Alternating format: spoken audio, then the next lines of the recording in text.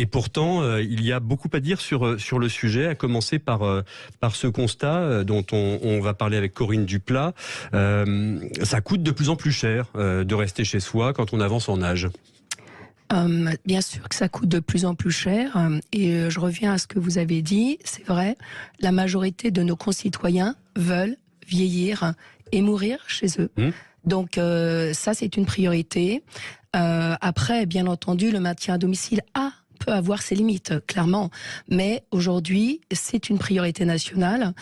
Cette priorité nationale, il faut donner les moyens à chacun de pouvoir la vivre. Des moyens, ça veut dire des aides de l'État, ça veut dire du personnel à domicile. Donc aujourd'hui, oui, je représente la Fédération des entreprises de services à la personne, la FEDESAP, dont je suis vice-présidente. Pour maintenir nos concitoyens à domicile, aujourd'hui, c'est 400 000 auxiliaires de vie sur le terrain tous les jours. On parle de Noël aujourd'hui, mais c'est pas seulement Noël, c'est pas seulement le jour de l'an, c'est toute l'année que des personnes sont isolées chez elles et ont besoin de rester à domicile. Alors, des moyens, il y en a. Il y a des aides en France, il y a le crédit d'impôt, il y a l'APA, l'aide personnalisée à l'autonomie, liée à la PCH. Mais aujourd'hui, pour vous donner une idée... Enfin, pour s'y retrouver dans tout ça, c'est compliqué quand même. Alors c'est compliqué, c'est ce que vous me disiez tout à l'heure. Il y a des assistantes sociales, il y a des clics, des endroits dans les mairies, dans les villes, où on peut avoir tous ces renseignements, bien sûr.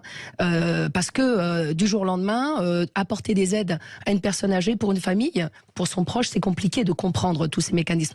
Mais il y a des aides, donc c'est déjà bien. On a la chance d'avoir ça en France. En revanche, ce sont des aides aujourd'hui qui ne sont pas suffisantes. Par exemple, on attend un plan de financement du grand âge du gouvernement qui procrastine. Je parle pas. Ça fait des années qu'on l'attend. Exactement. Je parle pas que de ce gouvernement. Je parle de gouvernements successifs. On nous parle.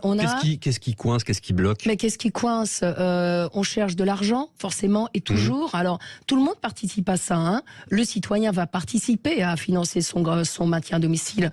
Les proches vont participer à financer le maintien à domicile. Mais l'État, nous tous, la solidarité nationale doit jouer aussi pour participer à ça. Alors j'ai une question peut-être un peu naïve, un peu bête, mais est-ce que ça coûte pas moins cher finalement d'aider les gens à rester chez eux le plus longtemps possible? Bien sûr que ça coûte moins cher, mais c'est pas ça coûte moins cher, mais c'est pas une question de prix seulement.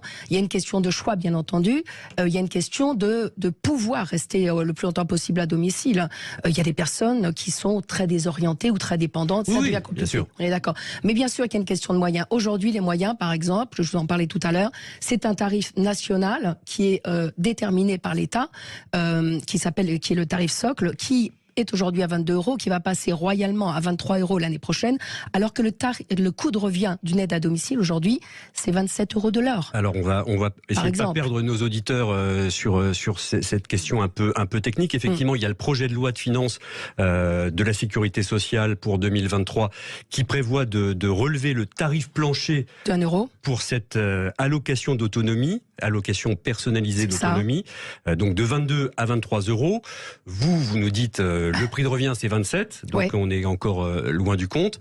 Et rappelons, pour que ce soit bien clair dans l'esprit de tout le monde, l'allocation personnalisée d'autonomie, c'est les conseils généraux conseils départementaux comme on dit maintenant, qui gèrent et pilotent les aides versées aux personnes qui en font la demande. Tout à fait, tout à fait. Mais ça montre les limites du système atteint aujourd'hui. Alors, vous imaginez bien que de passer de 22 à 23 €, ça va suppléer à l'inflation, grosso modo.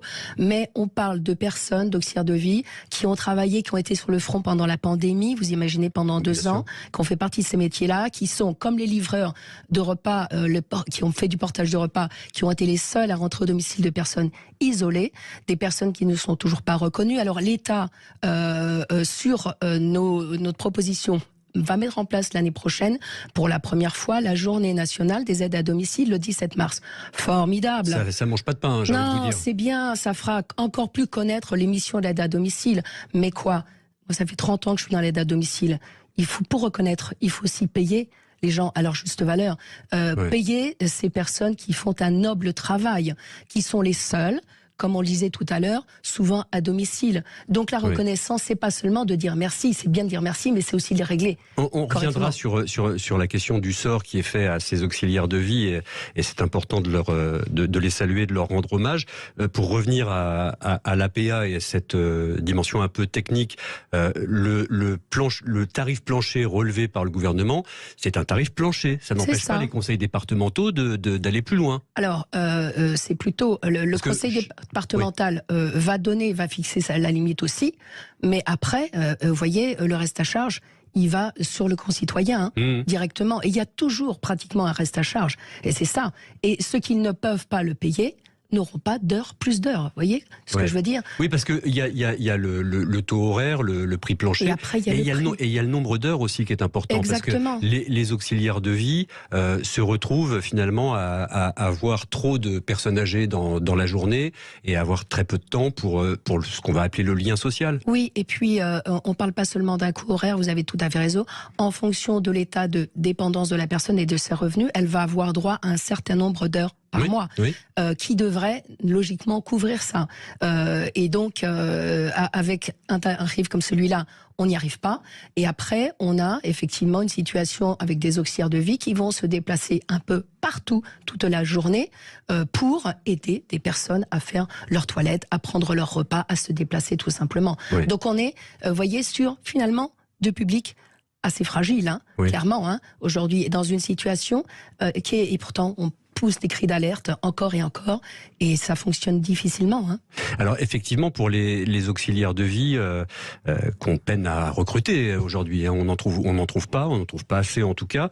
Vous avez raison d'insister sur ce point. Il n'y a pas que la question de la rémunération, elle est importante bien sûr, mais il y a la question des conditions de travail en elles-mêmes, du nombre de visites à effectuer dans une journée, pour la frustration de manquer de temps pour accompagner ces personnes qu'on visite. Je lisais que c'est 7 personnes par jour en moyenne pour un ou une auxiliaire de vie. Ça dépend des territoires.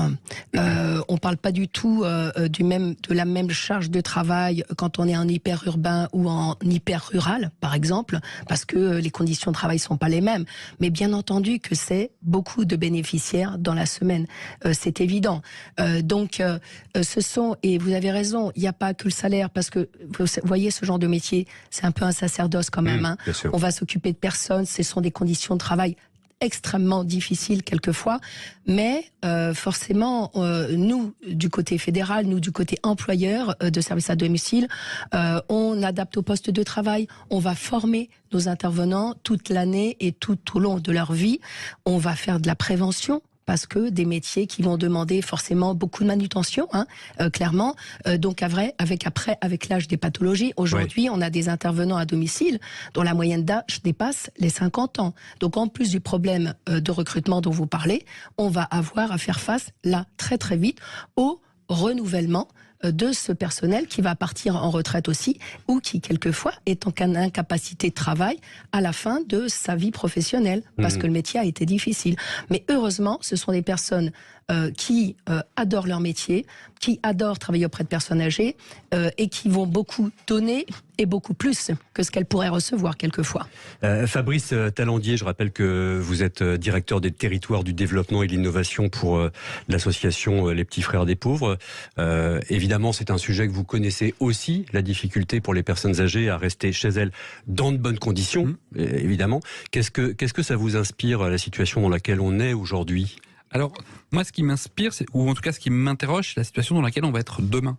On voit l'évolution de la démographie en France, on voit l'âge moyen aussi des auxiliaires de vie, et on se dit que si à un moment donné, on ne saisit pas le taureau par les cornes, qu'il n'y a pas des mesures radicales pour changer les choses, on attend la loi grand âge et autonomie depuis maintenant 3-4 quinquennats pour donner les moyens pour permettre aux personnes âgées de rester à domicile. On le voit bien, les personnes âgées nous le disent elles-mêmes, elles ont envie de rester à domicile, ou elles ont envie d'aller vers des habitats alternatifs qui se développent. On pense notamment aux habitats inclusifs, aux colocations qui se développent de plus en plus. Mais pour ça, il faut que l'État s'en saisisse, il faut que collectivement, il y ait un certain nombre de mesures qui soient prises, de mesures liées au financement, de mesures liées aussi à l'organisation des métiers, l'organisation de l'action, de l'aménagement urbain. En fait, on est vraiment dans une société où on peut quand même s'interroger sur la place qui est faite aux personnes de grand âge. Et ne parlons pas de la déconnexion numérique, par exemple, où demain, globalement, plus d'une personne sur deux âgée de plus de 65 ans n'est pas connectée à Internet, notamment chez les plus précaires, et où toutes les démarches doivent se faire en ligne. Vous dites société, c'est vrai que c'est important de faire société. On est tous concernés. Cette question du grand âge, c'est pas pour les autres. On va tous y arriver. Enfin, on se le souhaite. On va tous y arriver. On va tous y arriver. Et donc, effectivement, on se dit, est-ce que demain, la société va être en capacité d'absorber le nombre de personnes qui seront à domicile, qui auront besoin de services, de soins, qui auront besoin de se déplacer. On le voit dans l'accessibilité aujourd'hui, qu'on soit à Paris ou en milieu rural, se déplacer quand on a un déambulateur, c'est extrêmement compliqué. Et donc, il y a cette nécessité, effectivement, d'avoir, j'allais dire, des réformes structurelles. C'est pas faire des aménagements du jour au lendemain qui vont permettre peut-être de faciliter la vie un petit peu des personnes, des auxiliaires de vie, l'intervention des bénévoles. C'est quel projet de société, donc comment on aménage en fait la vie des plus de 65 ans, et je pense notamment au 4e âge. On a une espérance de vie qui grandit, donc à partir de 80 ans, comment on fait pour vivre aujourd'hui le mieux possible ? Oui, et effectivement, Corinne Duplat, c'est vrai qu'il y a de plus en plus de services qui existent. Alors, on parlait de leur coût pour les personnes âgées. Il y a de plus en plus de services, la livraison de repas, la téléassistance, qui est importante aussi. Mais les personnels qui rendent visite aux personnes âgées n'ont pas le temps d'apporter ce petit supplément d'âme qui serait essentiel. Les personnels qui délivrent ces services. Oui. Mais en fait, toutes ces personnes qui participent au maintien à domicile, qu'on fasse du portage de repas, qu'on soit auxiliaire de vie, ou de la téléassistance, si vous voulez, c'est quand même des visites tous les jours de l'année. C'est du lien social et c'est de la prévention. Il faut un petit peu de temps pour... C'est ce qu'on fait. Mais vous savez, même 5 minutes dans la journée, oui, bien sûr. c'est toujours super, c'est toujours ça de prix. C'est essentiel. Merci beaucoup à tous les deux d'être venus nous voir ce matin et d'échanger sur ce sujet très important. Il est 12h58, vous êtes sur Sud Radio. Moi, je vous dis à demain, 10h30. Ciao.